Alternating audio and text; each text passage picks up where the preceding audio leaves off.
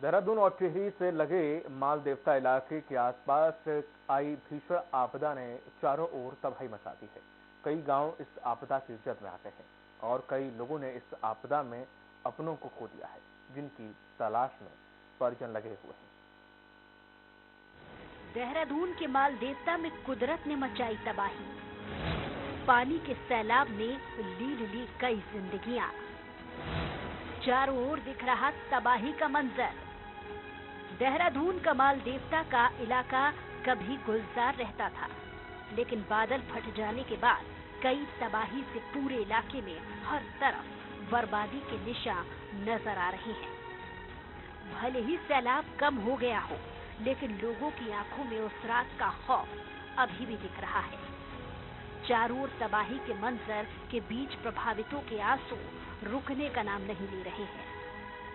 लोगों को डर है कि बादल फट जाने के बाद जिस तरह से नदी उफान पर आई थी और पहाड़ सड़क टूटे हैं, अगर एक बार फिर से कुदरत का कहर बरपा तो उससे भी ज्यादा भयावह हालात हो सकते हैं।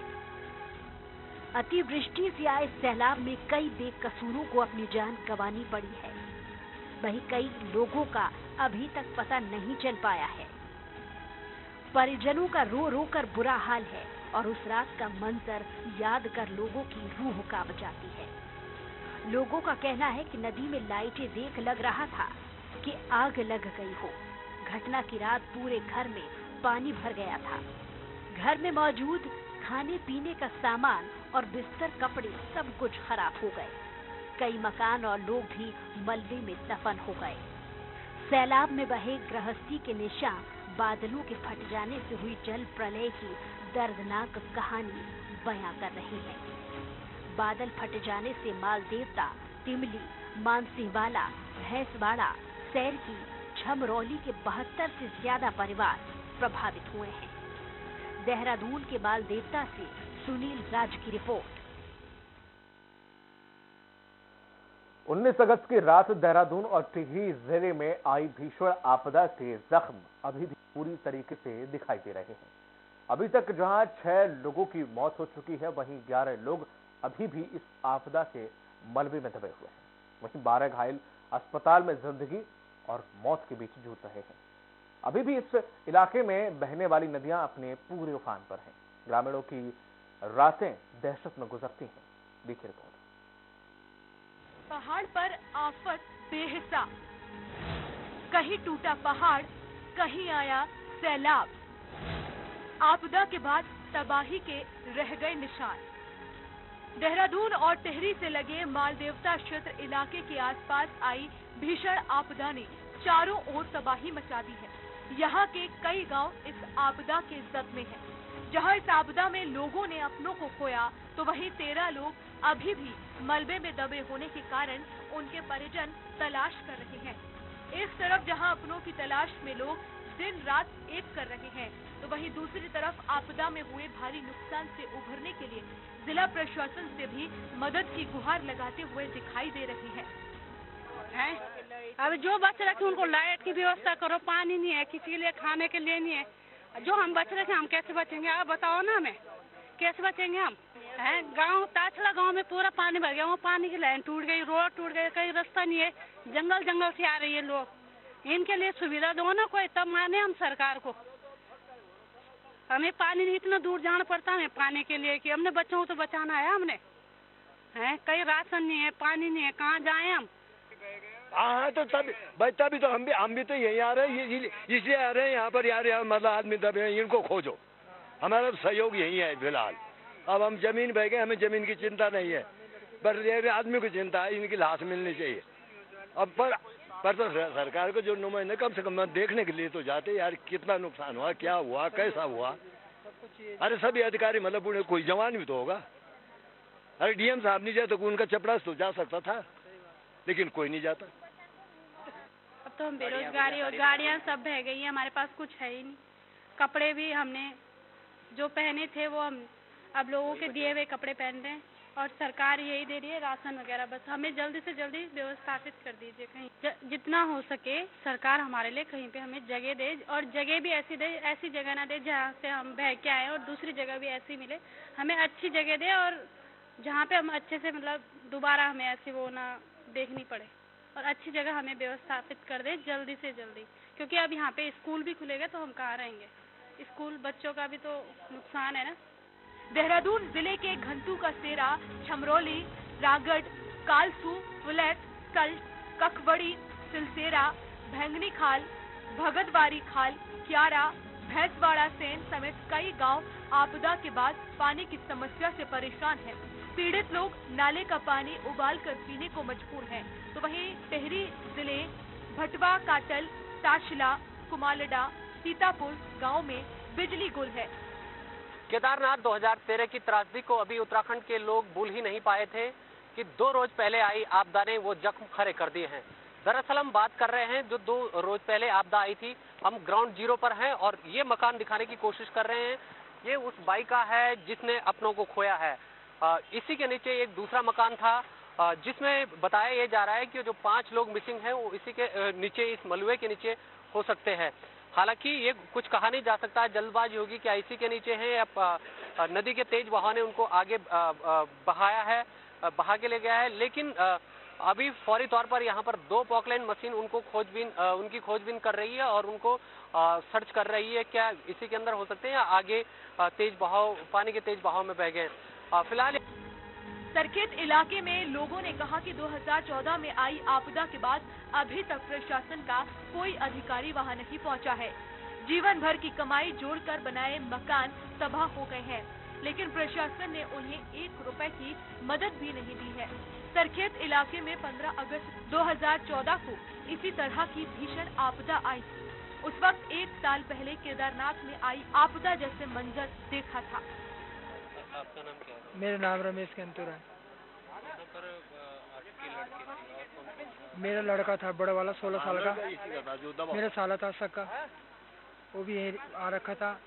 फिर मेरा भाई था ताऊ का लड़का सक्का जगमोहन, और 2 वहाँ से आ रखे थे जैंतवाड़ी से, राजेंद्र और अनीता। 5 लोग रिश्तेदार थे सके। पर ऐसा कुदरत की ऐसी माया हुई कि पता ही नहीं लगा।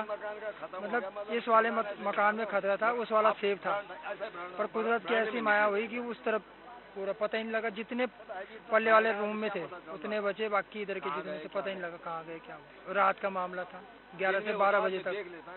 मतलब इतना जबरदस्त आया कि होश भी नहीं संभाल पाए। घर के अंदर जो भी मेरे जोड़ थे वो भी वहीं छूट गए। टंकी में रखे हुए थे ना, राशन की टंकी में ना, मैंने कहा यहाँ रख लेती हूँ मैं। फिर वहाँ रखा मैंने, वहाँ पर फिर चाबी भी नहीं मिली जल्दी से। जब तक मैंने चाबी ढूंढी तब तक नाला घुस गया अंदर, तब तो हम भाग ही गए सारे। मैंने कहा भागो, कुछ भी नहीं उठाया हमने, बस कुछ भी ना बचा ही नहीं कुछ, बस अपनी जान बचाई हमने बस जंगल में। फिर जंगल में गए, फिर जंगल में गुजारी हमने सारी रात।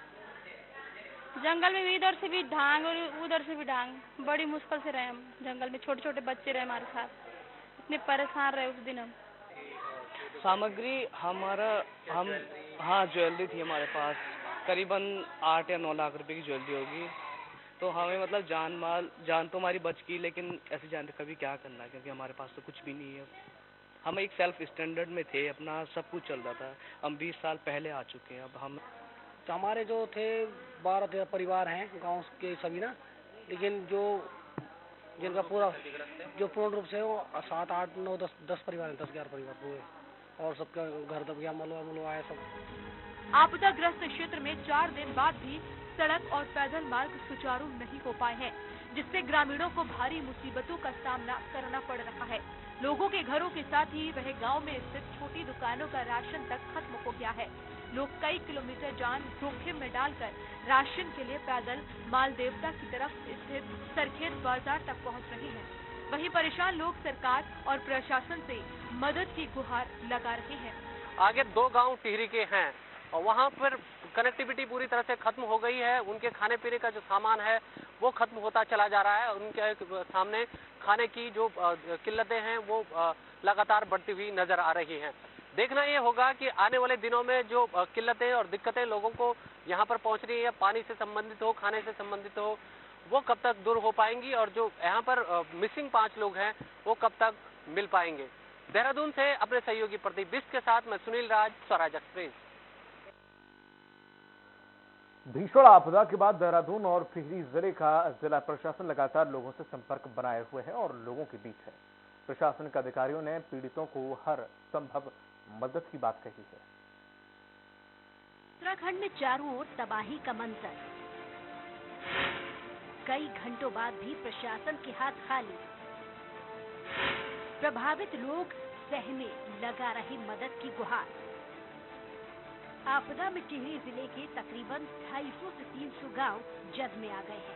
देहरादून जिले के भी कई गांव को बड़ा नुकसान हुआ है। आपदाग्रस्त क्षेत्र में एसडीआरएफ की टीमें त्रिस्तरीय खोजी ऑपरेशन चला रही है। मालदेवता क्षेत्र में जवान पैदल शवों की खोज में जुटे हुए हैं, जबकि डॉग स्क्वाड नदी किनारे पर तलाश कर रही है। एसडीआरएफ की फ्लड रेस्क्यू टीम के नाविक हरिद्वार तक तलाश में जुटे हुए हैं, जबकि मंगलवार को एक महिला का शव बरामद हुआ।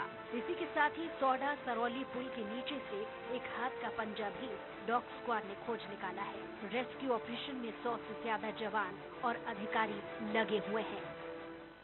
सरखेत से होते हुए हम लोग आए हैं। सरखेत में जैसे ब्लड प्रेशर के, शुगर के कुछ पेशेंट थे और बाकी हल्के फुल्का जुकाम, खांसी, बुखार के पेशेंट आ रहे हैं।